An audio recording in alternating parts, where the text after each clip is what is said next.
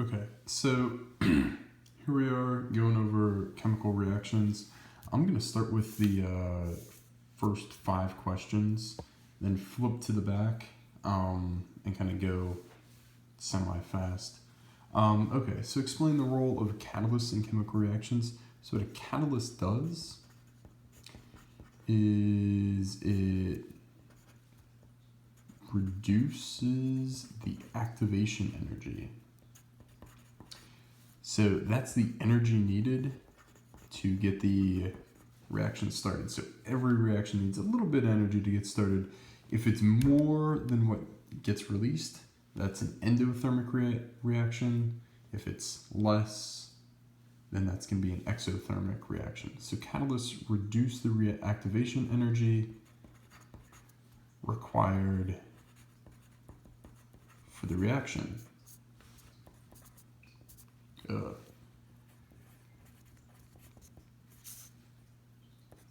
Now, here's the thing. What that's going to do is that is going to speed up how quickly the reaction takes place.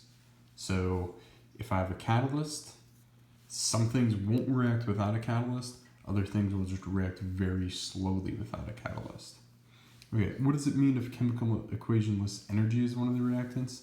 That means it's going to be endothermic. It needs extra energy in order to... That's not a sentence. It's endothermic. So, if it has extra energy coming in, so that would look like, 50 kg or kJ, that means this is energy, right? Because it's in joules. So if you see energy as one of the reactants, so reactants are on the left-hand side of the yield sign, that means it's going to be an endothermic reaction. On the other hand, if it's one of the products, it means it's an exothermic reaction. It's releasing that much energy. Conservation of mass. Okay, basically, conservation of mass is the total mass of reactants is equal to the mass of the products.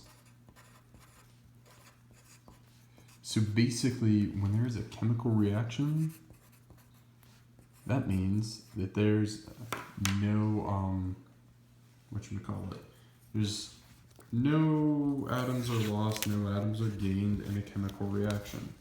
So whatever you start with is what you end with. Okay? Okay. Compare and contrast synthesis. So in a synthesis reaction, the elements combine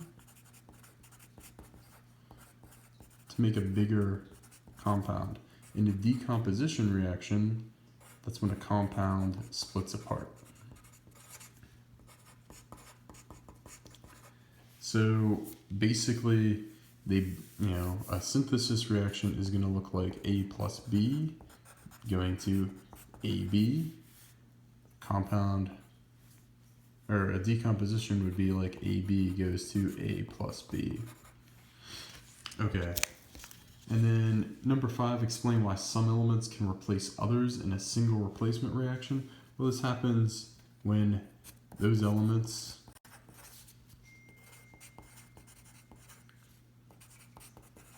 are more reactive.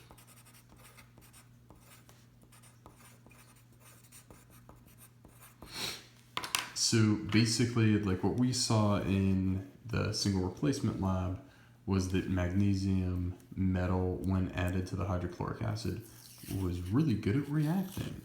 It fizzled and fuzzled and just sort of jumped all around because it's so reactive. If you take a look at where it is on the periodic table, it's right there in group 2.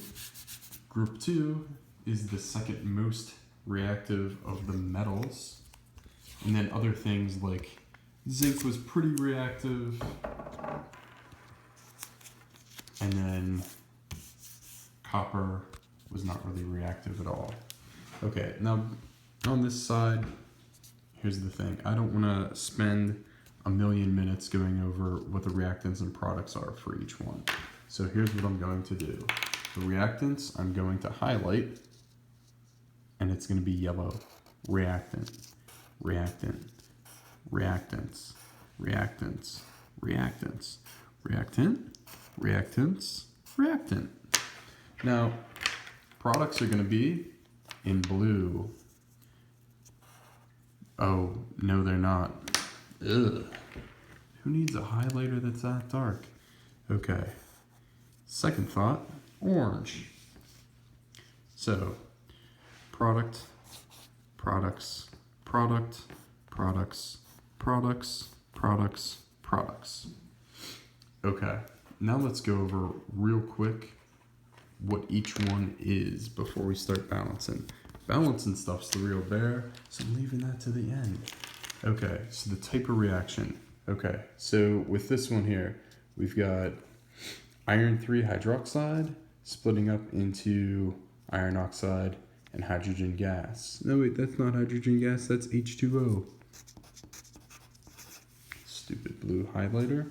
Okay, so what type of reaction is this? Well, we start out with one reactant, it splits into two products. That's going to be decomposition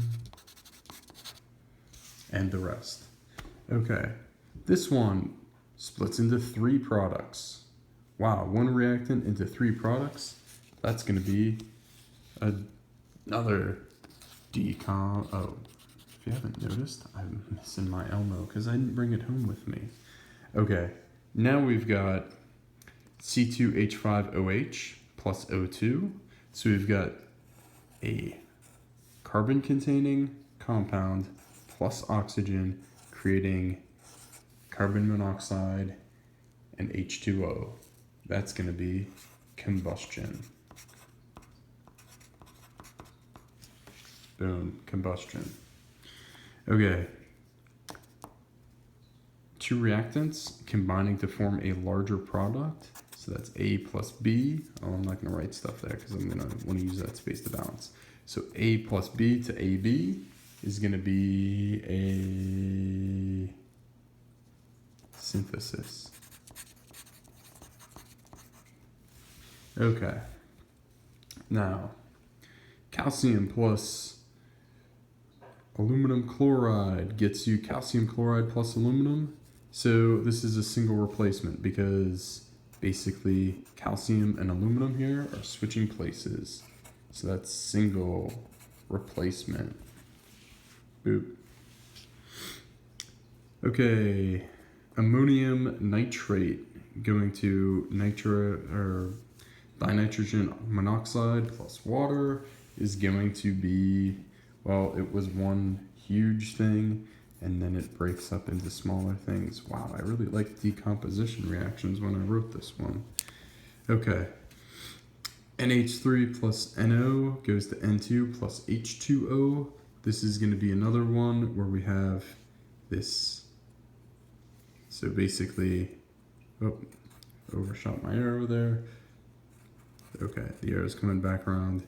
This H3 is getting replaced by the N. So that's going to be another single replacement. And then we've got gold oxide splitting into gold and oxygen. That's going to be decomposition again. Okay. So now to balance these.